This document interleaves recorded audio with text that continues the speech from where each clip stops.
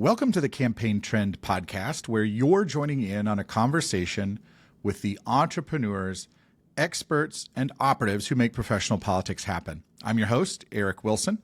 Our guest today is Chauncey Southworth, CEO of Cross Screen Media, a firm that works at the intersection of linear TV and digital video. Chauncey has been focused on helping campaigns navigate the shift from traditional broadcast to connected TV, which makes him the perfect person to talk to us to help us unpack the CTV landscape here in 2026.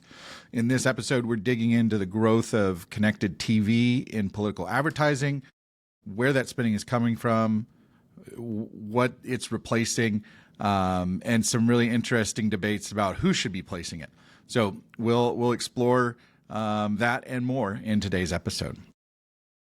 So Chauncey, all indications are that CTV spending is growing, but where exactly is that coming from? Are we getting, better funded, more sophisticated advertisers like super PACs and major statewide, and they're driving this, or are we seeing this come in down ballot? Are they buying more CTV? Yeah, it's a little bit of both. So if you look at where we were in the last midterm cycle in 2022, about $9.8 billion of video advertising across all channels. And that's, we're projecting going to be about $11.2 billion in 2026. So that is a 14% growth rate. So the whole market is growing across the board. Now where the CTV growth is coming from, it's a little bit of both, but outsized growth coming from the down-ballot races. So kind of the rising tide lifts all boats. There's more money in Senate races. There are more money in House races. There are more money going to CTV. But down-ballot races are taking advantage of CTV more than ever before. And there's also more money in those races as well. We think there's like outsized growth, and down-ballot could grow almost 100% in overall spend cycle over cycle. So coming from both places. But I think the kind of bigger picture here, and to frame this whole conversation, is there's not like magical more money coming in just for CTV. Campaigns still have to fundraise. Those fundraising dollars pay for everything a campaign does. And with those dollars, campaigns need to find the most efficient way to reach voters that are going to impact elections, whether that's persuading voters in the middle, whether that is convincing your voters to come out and vote, which will be even more important in 2026. And I think more sophisticated campaigns at all levels are taking a look at where their voters are consuming media and spending dollars where that is. And we've seen a massive shift in consumption from traditional linear channels to streaming that has grown cycle over cycle. And campaigns are really looking more so at their voters, where they're consuming media, and where is the most efficient place to spend the dollars and get effective reach for the money that you have. Fundraising is hard. You want to spend that as efficiently as possible. Yeah. And the only point I'll make on this is voters don't care or know the difference. Like, no voter knows the difference between whether you're seeing an ad on linear or streaming, or how that ad is bought, or if you're buying YouTube TV, did the linear buy it? Is it being passed through the linear channel, or is it coming from Google and streaming? Like, voters don't care. I don't even know the difference, and I work on this every day. So it's really, really important to keep that in mind and be building strategies to reach voters where they're consuming content, and take into account the different places that those ads could be coming from to manage your frequency as well. Yeah, preview of the conversation here, which I think is kind of one of the interesting debates in professional politics right now. So if I'm hearing you correctly, it's not that there's a single, magic bullet of, people are just, spending more on CTV. Well, they're spending more across the board. TV is getting more expensive. CTV is getting more investment because there's more inventory there. So it's again, to use your phrase, a rising tide lifts all boats. But the fundamental remains the same of we've got to follow the eyeballs where the voters are. I think where CTV also really helps because it's on the big screen, it's audio on, it's fully viewable.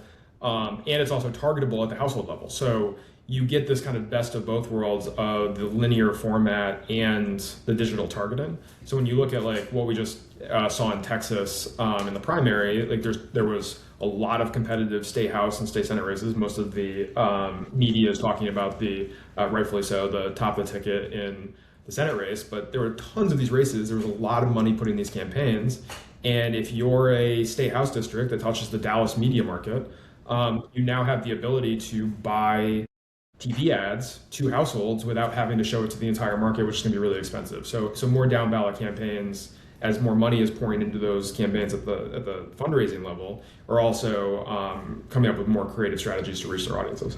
Got it. So it's not, for those down ballot campaigns, it's not so much we're taking dollars away from the linear buy. It's now we are able to buy in this arena now. Yeah, and it's race by race too. Maybe some people would have in the past had enough budget to go up on the Dallas market, and they might still be buying a couple, cable spots or a couple sporting events or something to drive reach on, that's exclusive to broadcast. But they now have this ability to target the households, and there's now, a majority of even Republican primary voters watching streaming. So it's that great way to get your message across. You just have to know that going in the planning phase. You just have to know where your audience is before you can actually execute efficiently during the campaign, during crunch time. And so for campaigns that are paying attention, the question right now isn't should we be spending on CTV? That's been asked and answered. The question seems to be who should be managing their buys. And so I'll present both sides as fairly as I can, which is on one hand, you have people who say this is on the TV, it's the large screen in your living room, and it should be managed by the team that knows how to do that already. So that's the TV buyers. And then you've got another side that says, well, look, this is being purchased programmatically and has more digital-like targeting capabilities. So it should be managed by the digital buyer. Where do you come down in this debate? We work with both digital and TV first buyers, and I think where we come down this debate is you have to look at the buyer, and campaigns should be asking like very, even just they're simple, but their questions that really get to the root of it of like, how are you buying this? Like it's complicated. It's extremely fragmented. There are hundreds of apps. There are thousands of different ways to buy an individual CTV ad on a specific program. Like you could have if you're going to be up on a certain time, like you could have one ad break, have 3 or 4 different ways that those ads could have been bought to get there. So this is really hard. And you want to target your audience with as limited waste as possible. But backing up from that, you also want to take into account all of the video budget, and I'd actually say all the voter contact budget. Like, how are you actually getting your message in front of your voter in any way that you can in the most efficient way as possible? So when we're looking at that, we're looking at who should buy the CTV. I'd really say that whoever can plan and measure all of the video ad budget and hopefully the whole voter contact budget is the person who should be buying and managing the CTV. And it shouldn't be just a business argument. Everybody right. Would love to have the budget and make their percentages on it, but it really should be who has the best interest in the campaign in mind. And if you're able to say, like, I understand who in my audience is being reached efficiently on linear, and I'm going to put budget there to reach those people. And I understand the people who are being reached on streaming, and I'm going to put budget there to reach those people. And I have a measurement tool that's able to move back and forth, so I can say maybe linear is outperforming and giving me something, getting me more reach at a more efficient frequency to this part of the audience. I need to put more budget there.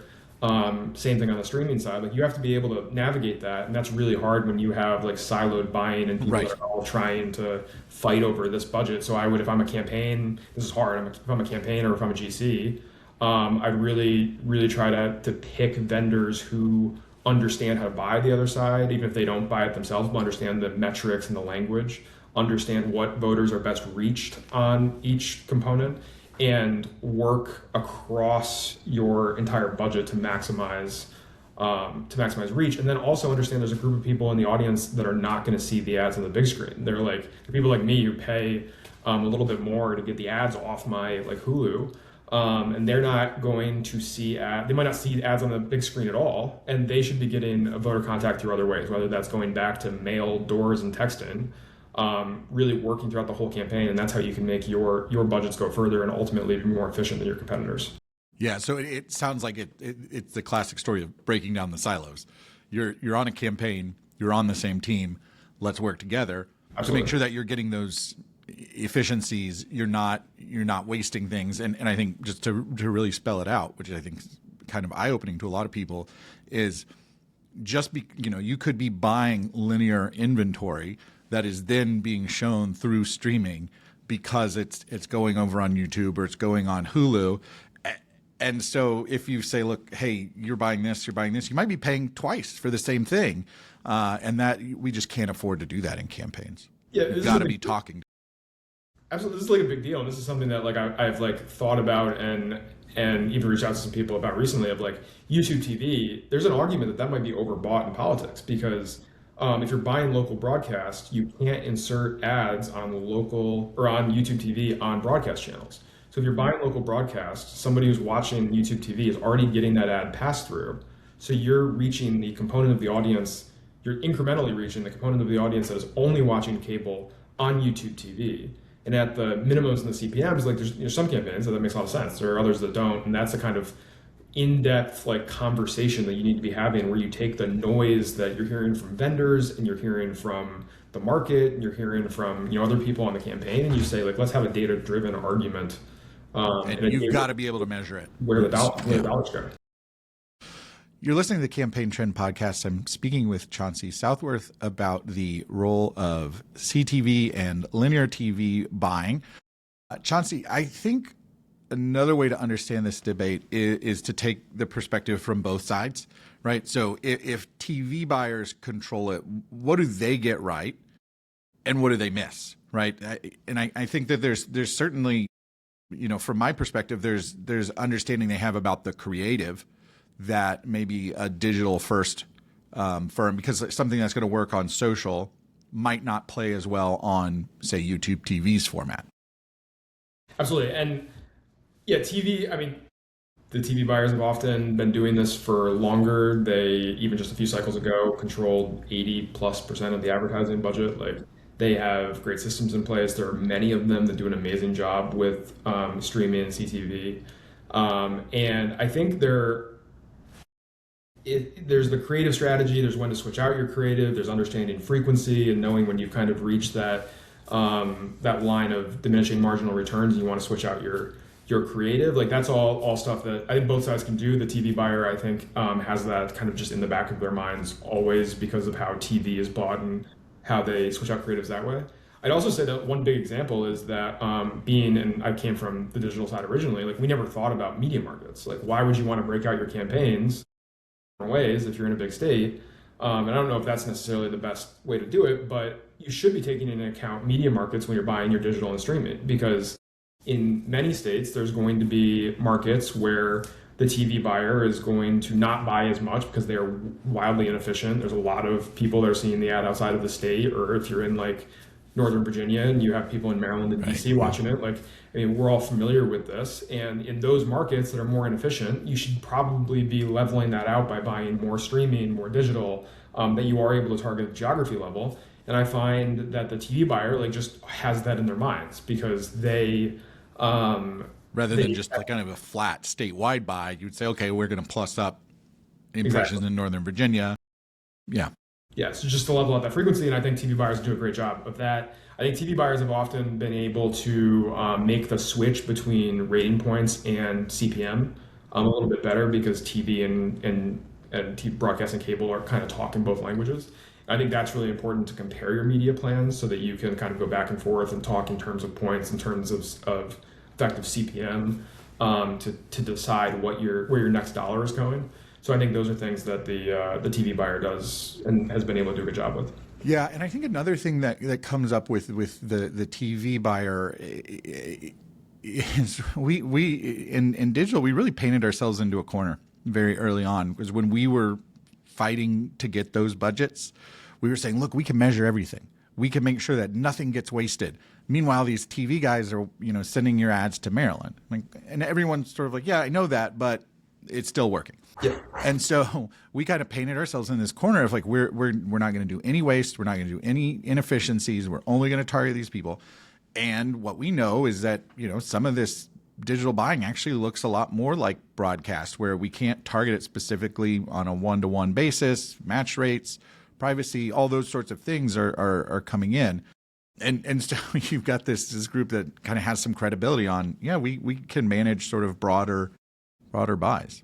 Absolutely. And there's so many nuances in buying streaming, and we have spent a lot of time and resources to try to figure this out in terms of match rate and on target percentage within the identity graphs and the DSPs to maximize reach to the voters. We don't need to get into all those technicalities now, but it goes back to, do you have competency in both, and do you have competency in the planning and measurement of both so that you can make the best decision for your next dollar?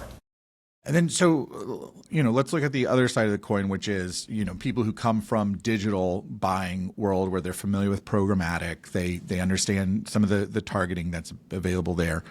What are they bringing to the table that maybe those broadcast buyers might be missing out on? It's not just putting our TV ad on streaming. Yeah.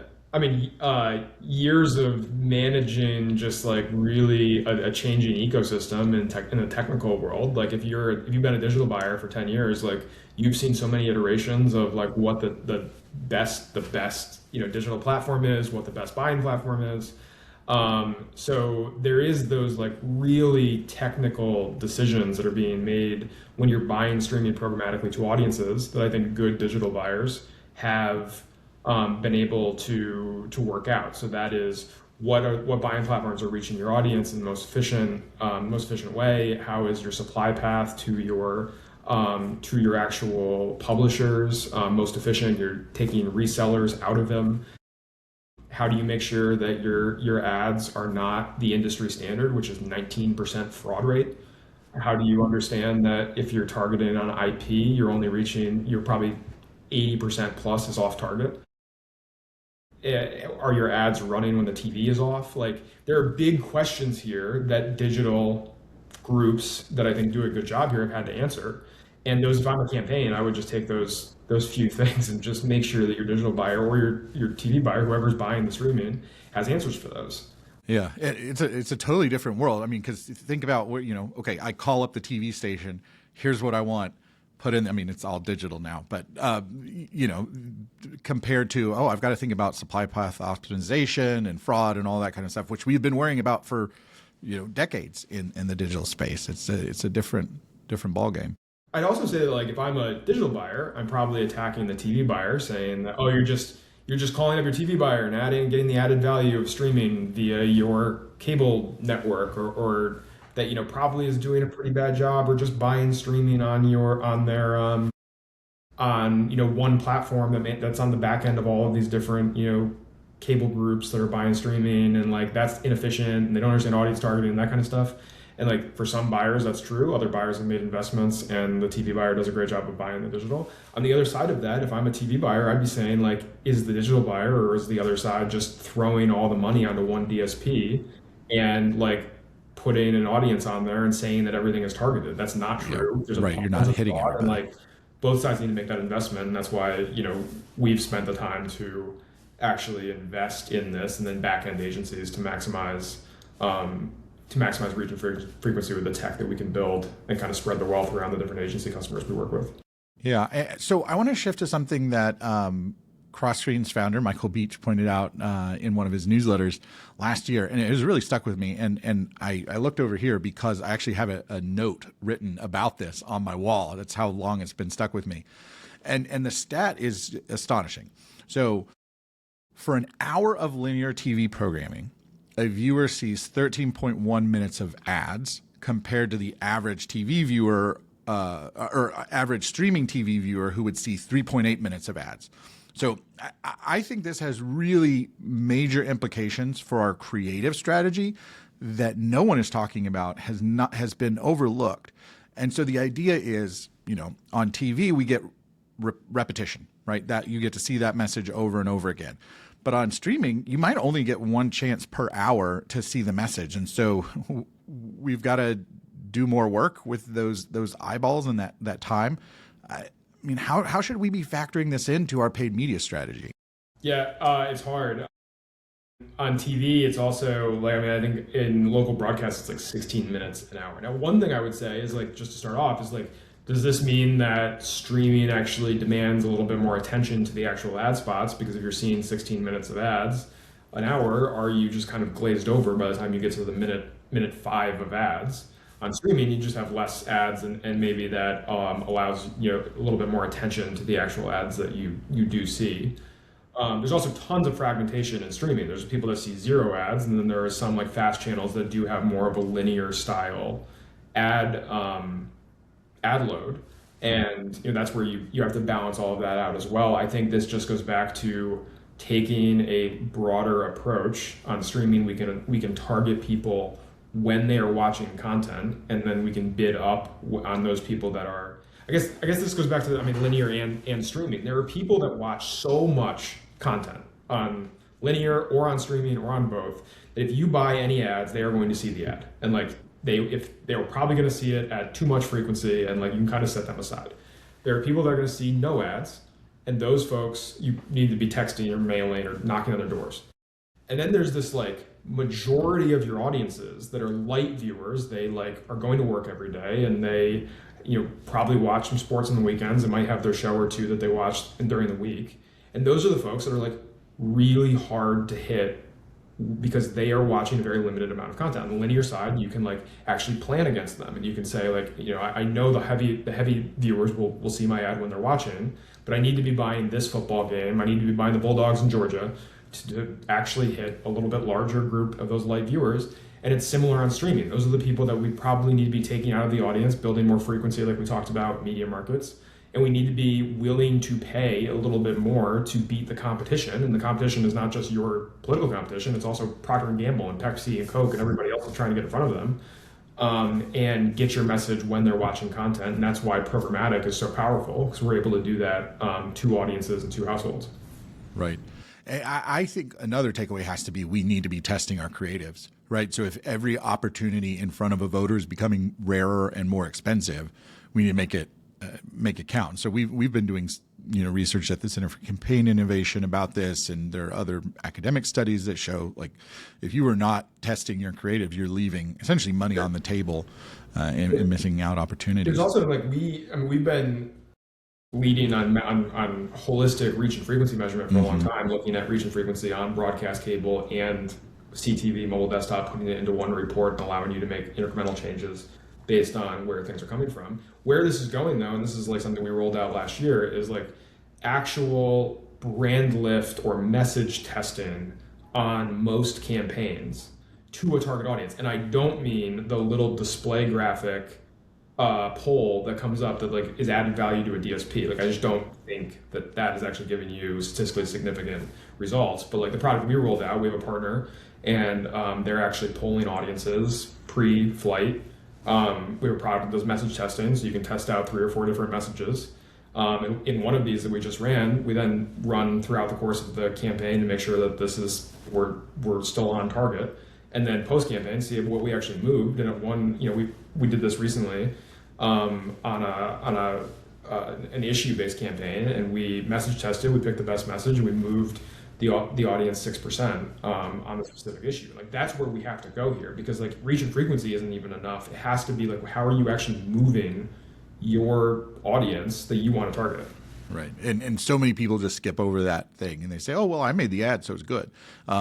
And we just need people to see it the right amount of times. But sometimes, you know this too, but you sometimes get a backfire effect where you're actually paying to show an ad that moves people in the wrong direction. And that's just crazy. Yeah. And this is again to where we need to be looking at the holistic campaign and like getting, we talk about reach and how to add incremental reach, but there's a point where you also need to be talking about effective frequency and not, taking those heavy viewers and just blowing out frequency to them because they're watching just so much content. And that's where that push and pull between the linear buyers and the digital buyers, whether they're within the same shop or not, you just need to be having those conversations with your buyers throughout the course of the campaign. Yeah. And I think, another thing that I keep going back to the creative side of this, but the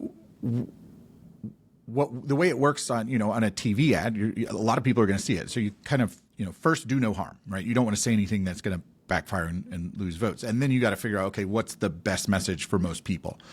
With CTV and streaming, we can probably get more niche in some of our, where you go to like the number 7, 8, 9, 10 issues on your poll instead of just sticking to the top 3. And that's, again, creating more work because we've got to create more creative. Yeah. And we've been recommending this, and like sometimes you have just an awesome message and you want to blast that out to everybody. Like I think we saw that in the 2024 campaign, and like we've seen it in the past, but often like a campaign can't break through like that. And that's where we're doing national polls on a rolling basis on the hot issues, and then putting that and helping our customers layer those on top of their voter file based models to say, here are the people that care more about inflation, here are the people that care more about Iran, and like keeping those really updated and then getting a message in front of them. I think you're on either side, but if you're a Republican going into 2026, you're looking at how do I get to my vote goal when there's probably fewer and fewer persuadable voters every cycle. There's a whole bunch of people that went out and voted for the president that like have not voted in midterms in the past, and they have a negative view of most politicians. So like it's not like you can get more negative on your opponent and drive them out, but like to take those people and I think and say that I worked on no tax on overtime or no tax on tips, and that like kind of, I don't want to say transactional in a negative way, but it's like I'm actually coming in and what have you done for me lately? giving you a creative and something that really actually affects your bottom line. And like there'll be other folks saying I'm going to give you free healthcare, so you have to be balancing that out too. And there is a group of people in the electorate that you could potentially drive out to vote for you by talking about the issue or issues that they really care about. So I think that's just a part of the strategy that most folks, and that goes into like low propensity voters and a GOTV strategy that most folks are just not thinking about. Well, Chauncey, thanks for a great conversation. I'll include a link to Cross Screen in the show notes. And if people want to reach out, they can find you there. If this episode made you a little bit smarter or gave you something to think about, all we ask is that you share it with a friend or colleague. You look smarter in the process. More people learn about the show, and it's a win-win all around. Remember to subscribe to the Campaign Trend podcast wherever you get your shows, and that way you'll never miss an episode. Please be sure to visit campaigntrend.com to check out our newsletters. With that, I'll say thanks for listening. We'll see you next time. Thank you.